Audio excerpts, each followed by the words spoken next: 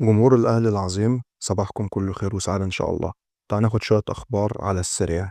مباراة اليوم الأهلي والبنك الأهلي في تمام الساعة 8 مساء ضمن منافسة المرحلة النهائية، وكل الأهلاوية بتقول يا رب الدوري أهلاوي. قائمة الأهلي لمواجهة اليوم موجود فيها الساعي ووسام أبو علي. حراس المرمى الشناوي شوبير مخلوف، الدفاع هاني وداري وياسر ومعلول والعش وخالد وكوكا. الوسط السولية وإمام وندفيد وقفشة ومروان وأكرم والساعي وبن شرقي وطاهر والشحات.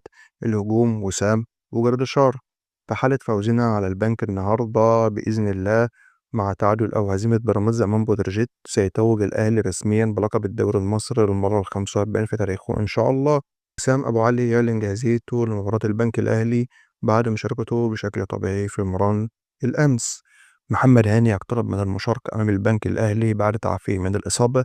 قرار المشاركة في إيد عماد النحاس.